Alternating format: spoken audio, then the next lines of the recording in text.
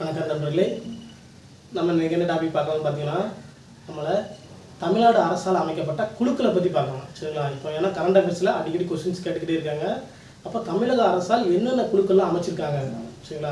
அப்போ தமிழக அரசால் அமைக்கப்பட்ட குழுக்களை பற்றி என்ன சொல்கிறது, இந்த பொறுத்துக்களை வைப்பாங்க, சரிங்களா? அப்போ தமிழக அரசால் ஏற்படுத்தப்பட்ட குழுக்களை பற்றி பார்க்கலாம்.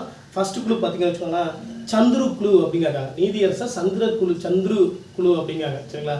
அப்போ இப்போ ஜெய்பீம் படம் பார்த்தீங்களா, அதில் அந்த சூரிய கேரக்டருக்கு தெரியுமா, அந்த கேரக்டர் என்ன படம், அந்த சந்துரு, நீதியரசர் சந்துரு அவங்களோட அந்த கேரக்டர் தான் அந்த படம், சரிங்களா? சரி, இவங்களுக்கு எதுக்காண்டி அமைச்சிருக்காங்க அப்படின்ட்டா, ஆன்லைன் ரம்மி இருக்குது தெரியுமா, ஆன்லைன் ரம்மி தடை செய்துக்காண்டி அதில் என்னென்ன விஷயங்கள்லாம் இருக்குது அப்படிங்கிறதுக்காண்டி தமிழக அரசால் அமைக்கப்பட்ட குழு தலைவர் யார் அப்படின்ட்டா, நீதியரசர் சந்துரு கமிட்டி அப்படிங்கணும், சரிங்களா? ரம்மிக்காக எதிராக தொடங்கப்பட்ட ஒரு அமைப்பு குழுக்கள் தான் என்ன சொல்கிறது அப்படின்ட்டா நீதியரசர் நம்ம சந்துரு குழு அப்படின்னு சொல்லணும், சரிங்களா? அதே மாதிரி காலேஜுகளில் ஸ்கூலில் என்ன பண்ணுறாங்கன்னா, கைகளில் என்ன பண்ணுறாங்கன்னா, இந்த ஜாதி கொடிகள், ஜாதி கயிறுகள், அதே மாதிரி திருநீர்கள் என்னென்னலாம் கட்டக்கூடாது, எந்தெந்த மாதிரிலாம் ஃபாலோ பண்ணணும் அப்படிங்கிறதுக்காண்டி யாரோட தலைமையில் வச்சுருக்காங்கன்னா, நீதியரசர் சந்துரு குழுமையில் அமைக்கப்பட்டிருக்கு, சரிங்களா? அடுத்தது பாருங்க, அடுத்து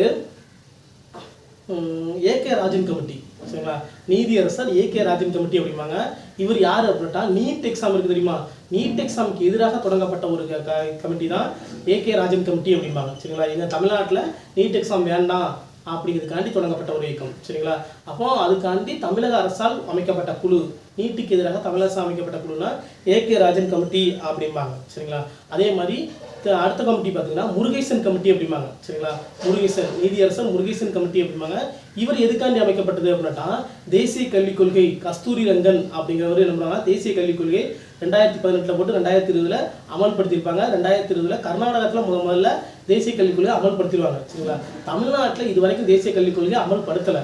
அப்போ தேசிய கல்விக் கொள்கை எங்களுக்கு வேண்டாம், ஏன் வேண்டாம் அப்படின்னாட்டா, தேசிய கல்விக் கொள்கையில் எங்களுக்கு என்ன சொல்கிறது, மும்மொழி கல்விக் கொள்கை இருக்குது, எங்களுக்கு அதில் நிறைய என்ன சொல்கிறது மாநிலத்துக்கு எதிராக இருக்குது, அதனால் தேசிய கல்விக் கொள்கை வேண்டாம் அப்படின்னு என்ன பண்ணுறாங்க, தமிழக அரசால் அமைக்கப்பட்ட மாநில கல்விக் கொள்கைக்காண்டி அமைக்கப்பட்ட குழுவோட தலைவர் தான் யார் அப்படின்னாட்டா, நீதியரசர் முருகேசன் குழு அப்படிம்பாங்க, சரிங்களா? தமிழக மாநில கல்விக் கொள்கை அமைக்கிறதுக்காண்டி அமைக்கப்பட்ட குழுவின் தலைவர் யார் அப்படின்னாட்டா முருகேசன் கமிட்டி அப்படின்னு சொல்கிறோம், சரிங்களா? அடுத்த கொஸ்டின் பாருங்க, டேவிதர் குழு எதுக்காண்டி அமைக்கப்பட்டா, ஸ்மார்ட் சிட்டி, சரியா?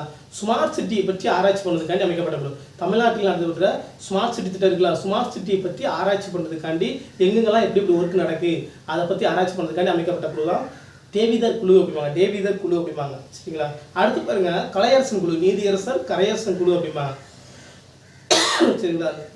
கலையரசன் குழு என்ன சொல்லுவாங்க அப்படின்னாட்டா, தமிழகத்தில் மெடிக்கல் காலேஜில் 7.5% தமிழ் மீடியம் படிக்கிற பசங்களுக்கு என்ன பண்ணுறாங்க, பொண்ணுங்களுக்கு என்ன பண்ணுறாங்கன்னா, உள் இடஒதுக்கீடாக 7.5% இடஒதுக்கீடு மெடிக்கல் காலேஜில் வழங்குறதுக்காண்டி அமைக்கப்பட்ட குழு தான் கலையரசன் குழு அப்படிம்பாங்க, சரிங்களா? அடுத்து பாருங்க,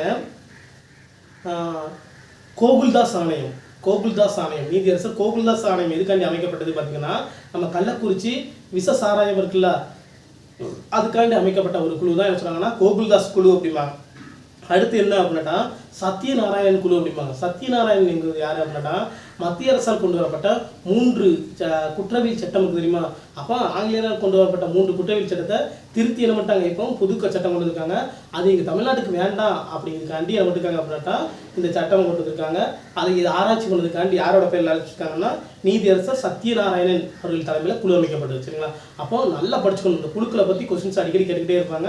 தமிழக அரசால் அமைக்கப்பட்ட குழுவா, அதெல்லாம் கட்டாயமாக கொஸ்டின்ஸ் இருக்கும், சரிங்களா?